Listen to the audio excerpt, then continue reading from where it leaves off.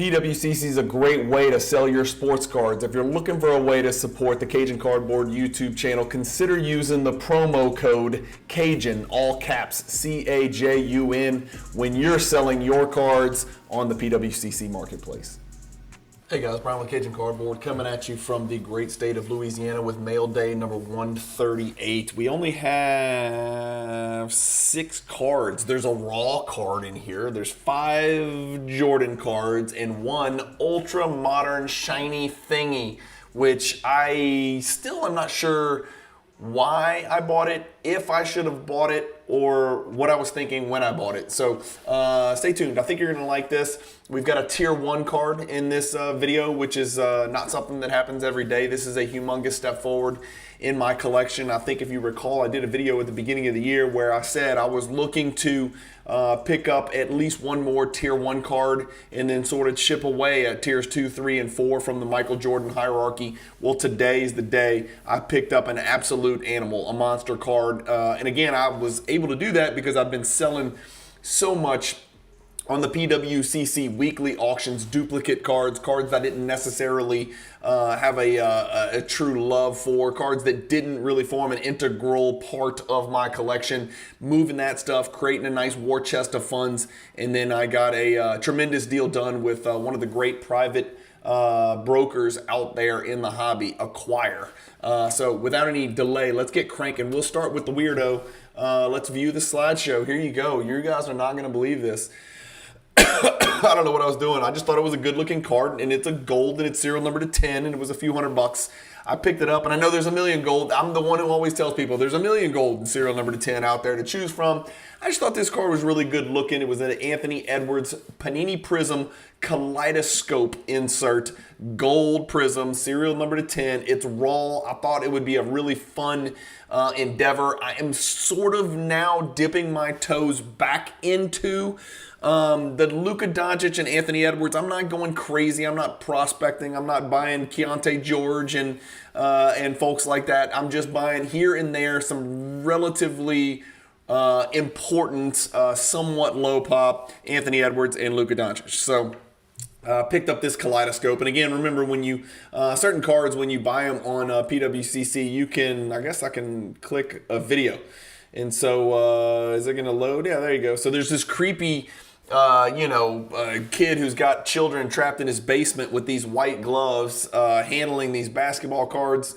And I don't like cloth gloves handling my brand new delicious Kaleidoscope card, but nevertheless, there's the NBA sticker. I see no issues on the front. A minor issue perhaps on the back. We'll see how lenient PSA can be with me. Remember, you can go all the way in. That's definitely going to ding me. That's probably going to bump it down to a 9, no question about that. But it is what it is. That's card number 1. Anyway, that's card number 1. I know it's weird. It's out of the box. Let's get to the Jordan stuff, which is what everybody cares about. Here we go. Card number 2. Really thrilled about this one. Had to work hard for this one and pay a premium. The 1998 Finest Refractor Jordan being guarded by Aaron Williams. I think he played at Xavier of Ohio, if I'm not mistaken. This dude, Aaron Williams, not to get off track, but he had the most yoked upper body ever. Like, his arms were absolutely astonishing and fantastic, and he was sort of a hatchet man, really just kind of a rim running defensive big who'd had no offensive ability at all, but he was a specimen, man. He was a monster defender. Jordan's going up and under and probably finishing this one here with the and 1. This 98 Finest Refractor PSA 10 is a pretty low pop card. And that's what the back of it looks like. So good pickup, 4-figure card for sure. Just don't see very many of those. Very low pop. Next is the monster. And so this is the tier 1 that I couldn't wait to get to. This is the one that really hits home. I overpaid for this card. We're going to look a little bit at price and what I paid on this card. I'll just tell you, I paid $17 for this one. The 97 Flair Showcase Legacy Collection Row 1. If you're familiar with the Cajun Cardboard Hierarchy Project, you know that these Legacy Collection cards, there are 7 of them. And they do appear in Tier 1, meaning the best of the best, the top 27, Michael Jordan inserts from the 90s. This is the Row 1 from 1997, the second year. And so you'll see the blue script down here just hits really different. That electric blue is just unique. It's serial numbered 5 out of 100. 100, of course, the stamping is in that electric vibrant blue as well, and it just kind of really pops because everything's sort of doled out in black and white on the back. This is that shimmer effect on the front that, you know, Panini has stolen and put on their blue shimmer and gold shimmer and all the different shimmers that they do now. This card was really tough to price, and I contacted Jesse Craig, formerly with PWCC, and Brock actually when I saw them posted on Instagram if they had picked it up in a collection that they bought. I needed this one. You guys know I'm trying to get all 7 legacy collections. I don't want 1, I want 7. Well, this gets me to 4, which we're about to look at in just a second. So 4 of the 7, I'm past the halfway point, so I can see the finish line, even though it's going to cost me $1 billion to get there. Anyway, PSA 9, which is the kind of a sweet spot grade. BGS 9.5, PSA 9, PSA 8 even would be the grade that I'd be looking for this card in particular. Really tough card to comp. So here's what you get when you search on Card Ladder sales history. 1997 Legacy, row 1 specifically, Michael Jordan. For whatever reason, this card is just impossible to find on a public sales platform. So there was a golden sale in May, almost exactly a year ago, 11 months ago, of $12,000 for this old SGC right here. So that's the most recent relevant comp. Below that, there's no picture here, but there was a sale on eBay. It looks like it was a BGS 9 for about 9.5. Then below that, that's not our card. And then really this is the card that I like to use as a kind of a barometer because PSA 9s are they're coming close and they're pushing BGS 9.5s on a lot of these cards, specifically cards that sometimes get faked, cards from the 90s, Jordan stuff. And again, this golden comp might not be perfect because it was serial numbered 1 out of 100. And you know there's math nerds around the world that go bananas when they see that. But this 9.5 is a min gem, a little dinged up BGS case there. But man, that's the same card. It's just a good looking card. So this BGS 9.5 min gem did did 21,600 in September of 2022. So what is that, like 18 months ago or something like that? It's just tough, man. On the 90s stuff, when you comp stuff, you got to go way back, and this is just super rare. If we click the pop report, this is what I want y'all to see and why you don't see it. It's serial numbered, as we saw, to 100, but hang on, let's see. Yeah, so serial number to 100. Sorry, I forget. 96 is serial number to 150. So it's serial number to 100, but 55 have been graded. Who knows how many of those are Kraken resubs? I don't know. I would guess a pretty sizable portion of the 55 are Kraken resubs.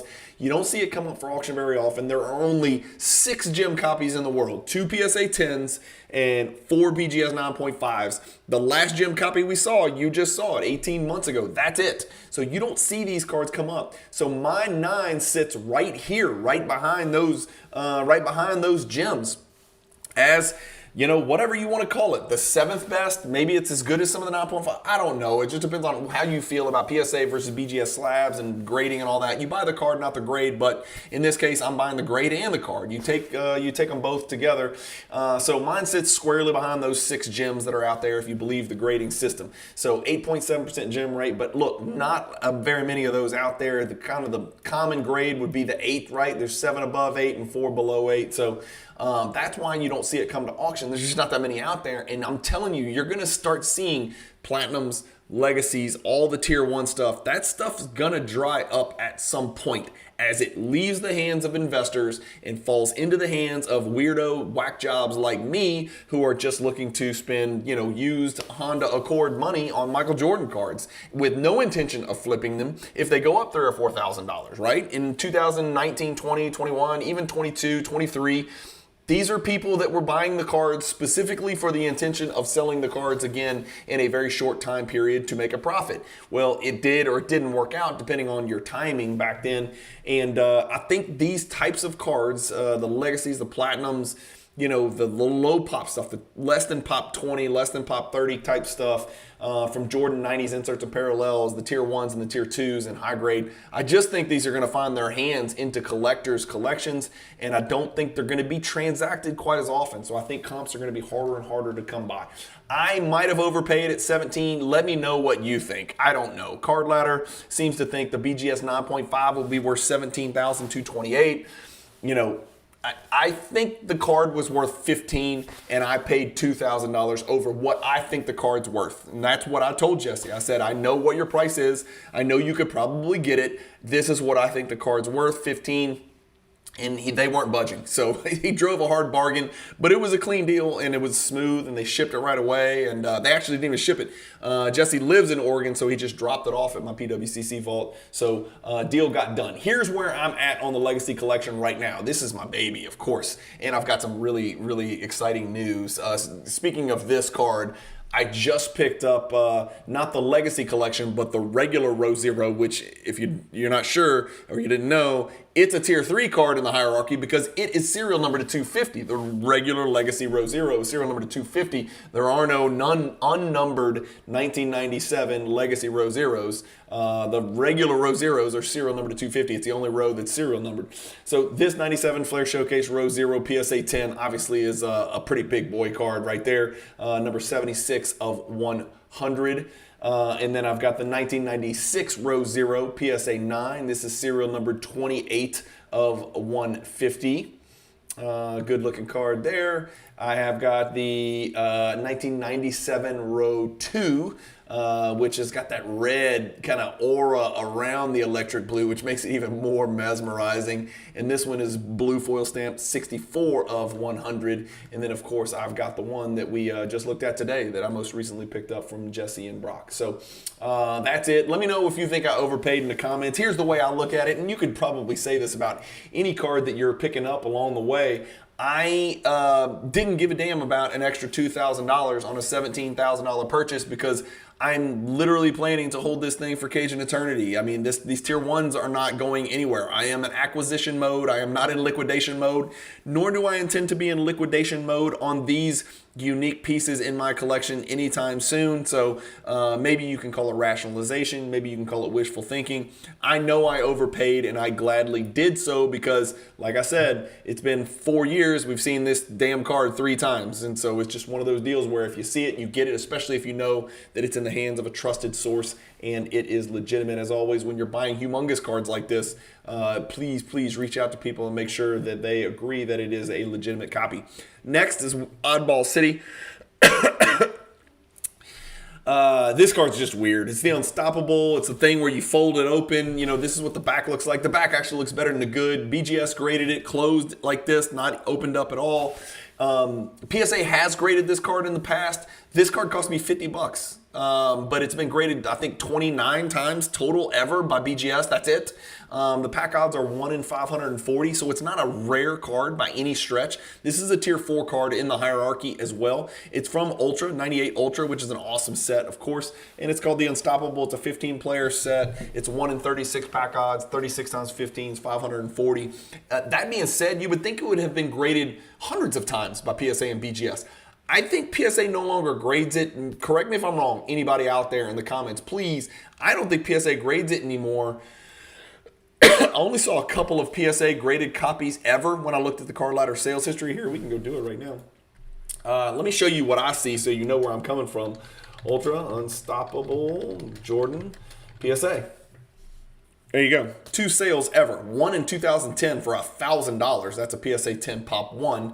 And then the same PSA 10, maybe, or maybe there was another one added to the population, sold in 2014, 4 years later, for 1/4 as much, less than 1/4 as much. So that's interesting. But when you go to BGS, obviously there's going to be more copies here. I think this is mine right there, if I'm not mistaken. 255. 255, yeah, so that's mine. So as I was saying, that's what I paid, $49.99. Card Ladder thinks it's down 10 cents from that purchase. But here's what I wanted to show you. 29 have ever been graded by Beckett, and if you go to the PSA Pop Report and you search for Ultra Unstoppable 1998, no Pop Report comes up. So it makes me think the PSA decided, you know what, we graded them in the past, we're not grading these anymore. I don't understand that. Like, I don't know why. There's no authenticity issue. Why wouldn't you grade the cards? If you graded it once, why wouldn't you grade it now? I don't understand it. Somebody let me know what I don't know in the comments, please, if you're an expert on this card. Gem rate of 6.9%. 2 gems out there. I picked up a BGS 8 for $50. There's only 29 graded copies in the world, and you guys know I'm a graded card collector, so I say this is a placeholder, but I may never see another 8.5 or a 9, or certainly not a 9.5, and it's not going to sell for $234 like it did in 2014, 10 years ago. So who knows where that's going. This one I'm really excited about. I picked up this Arena Stars. I did pay heavy. I think I probably broke the all-time record for the BGS 9.5. We can kind of look that up too. Here I am breaking all sorts of records. Arena Stars, Jordan, BGS 9.5.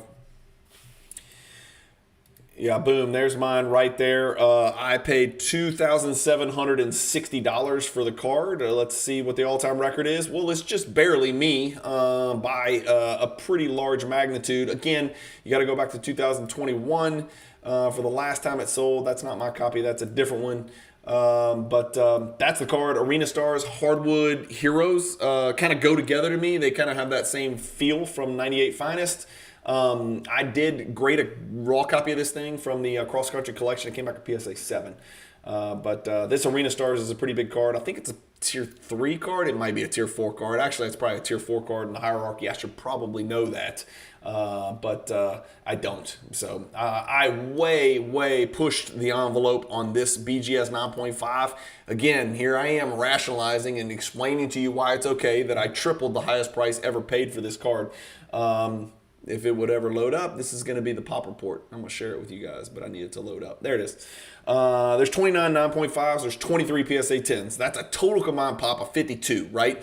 When I used to do the old Explore the Card episodes, remember the kind of the threshold for scarcity and rarity that I like to use in determining whether or not I wanted to hyper focus on a BGS, a 9.5 or a PSA 10 is like under 100 combined pop. Well, this one's way under 100 combined pop, about half that, 52.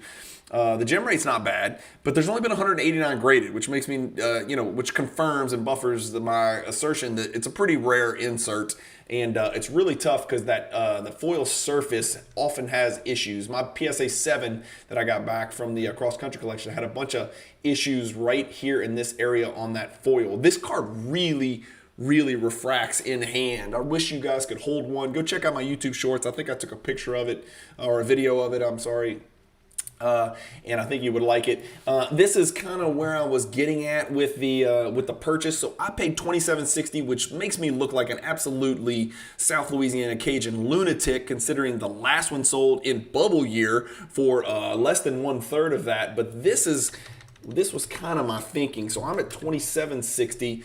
And the last PSA 10 sold for $41.50, $41.50, $31.20. So 3 sales above that. Again, I probably stretched the BGS 9.5 comp, and I'm probably just trying to make myself feel like I'm not an idiot. But again, rare card, hard to find, happy to overpay because it ain't going anywhere in my collection. I assure you, by the time I either die and or decide to sell the card, it will be worth more than I paid for the $27.60. And then the last card is one of those interesting 1999 Upper Deck insert cards called Wild, right? There's a couple of different levels of this that you'll find in the hierarchy. This is just the base copy, but even the base copy is pretty dang rare. This is a PSA 10. I think this is a great looking card. If you're searching for this card, my suggestion is, no matter where you're searching, type in open parentheses, wild, comma, space, wild, exclamation point, close parentheses. That way you pick it up if the seller is including the exclamation point, which you see on the label and you see on the card right there, or not including the exclamation point. Either way, you will pick it up if you search that way with the parentheses and then the comma separator. Let's see if we can find this card. Jordan Wild. Let's go Wild. Well, let's just do it the way I said to do it. Wild, comma, Wild. Boom, Jordan. Let's put this in here. What did we say it was? 1999? 9. Yeah. There you go. And then, so I think that's not mine because that was purchased on Mile High. I'm pretty sure for whatever reason, I must have bought mine at a private auction or something. Yeah, because mine is certain. I can't remember where I bought this card. 178. I think I bought it. Man, I must have bought this thing off Instagram, 178. I don't see mine anywhere in there, but you can see these two. The PWCC Weekly had one sell in 2009. Oh, that's a level 1 with the serial number to 100. I was about to say that's a big number for that card back then, but that card, as you can see, Card Ladder estimates this is the level 1 serial number to 100. That one goes for $5,457. I actually had the level 2 offered to me. Let's see if we can bring that in here. Are we even going to see this thing? It's not going to be in a PSA 10. Fool. The level 2 was offered to me yesterday for $9,500, which is pretty close to what the BGS sold for in 2020 November, 4 months ago. It's die cut. It's cool. It's just badass. The serial number to 25. I had the PSA 8 offered to me for $9,500, and I was like, man, that's more than I'm paying for legacy collections and platinum medallions. I was like, I love it. I just can't do it for a non-playing year Jordan. It's a 99 Jordan. That does make a difference. Upper Deck printed the shit out of cards and numbered them all in 99. It's just different than a legacy collection. I'm not paying a legacy collection price for a 1999 card. I'm just not doing it. Anyway, that's it. And the one thing I did want to show you is here's where those legacy collections are located on tier 1 of the hierarchy project, right at the tip top of the pyramid on your poster. If you don't have a poster and you want one, reach out to me on Instagram. I'll get you one. There is a fee attached to it because it does cost me freaking $50 to ship it in these tubes. And that's why most people are buying, I think, 2.7 posters per purchase because each additional poster is only $10. Anyway, here's your legacy collections down here at the bottom, starting with the row zeros. So there you go, all the way across. I now have 4 out of those 7 on the bottom row of tier 1 of the hierarchy project, which I'm super thrilled about turning the corner and heading for home. Although it is not going to be, it's going to be a marathon, not a sprint. And it's going to be an expensive ass marathon as well. The issue with this was, let me see if I can even get to it, was do these cards right here, look at this top row, there's your 6 platinum medallions, 6 in a row right there on your screen, starting with probably the most recognizable, well, the 2 most recognizable ones. Those 6 platinum medallions, do those belong up in tier 1 in the legacies in tier 2? Is it vice versa, or is it some of each in each direction? That was sort of the decision that had to be made, and ultimately Legacy Collection won out because all of those are serial numbered, and not all of the platinums are serial numbered, although some of them are. So let me know in the comments, where are you on Legacy Collection versus platinum medallions? And maybe you have some legacies, then platinums, and then some legacies below it. Like, where are you guys in that? Where's your hierarchy on legacies versus platinum medallion? Anyway, that's it, guys. Getting back to it, let's get back to the list. We picked up the Anthony Edwards that I probably overpaid for and won't get a PSA 10 on. We've got a Refractor 10 Jordan. We got the big tier 1 pickup. We got a baby placeholder Unstoppable for $49.99. That to me felt like a steal, right? You could throw grade out the window. Just getting that damn thing in a BGS or PSA slab is hard enough. The Arena Star is 9.5. I pushed the envelope. Did I push too far? Let me know in the comments. I probably did because I paid about 75-80% of a PSA 10 price. Or maybe not that much, maybe 65 to 70%. And then the Upper Deck Wild PSA 10, I was real happy with the price I picked that up, and I must have picked it up at a private sale because it's not showing up in Card Ladder, and I can't for the life of me remember where I bought it or what I paid, but it's in a spreadsheet because I keep track of every single card that I buy. So that's it, guys. As always, Mail Day 138. Sorry I rambled. There was a lot to this one, even though it was only 6 cards. Appreciate you guys always watching. Again, if you do want to support the channel, there's 4 ways to do it. I don't charge a subscription fee. I am the most consistent basketball card content in the world, period. I'll fight anybody who says otherwise. Go check out my playlist. There's a lot of stuff you guys can catch up on if you're new to the channel. There's a lot of stuff that's going to live for forever. It's going to be relevant forever. It's not all just what is the price on this day, comparing this price, what's going up, what's going down. Some of the stuff is real thoughtful content that I put a lot of time and effort into that I think will grow legs and maybe grow roots in the hobby and be useful for folks that enter the hobby, even folks that aren't even in the hobby yet, that maybe one day get in. So go check out some of my old videos as well, and check out some of these videos that are about to pop up on your screen as we sign out. Thank you guys as always for watching. Keep collecting, stay positive in the hobby, and peace.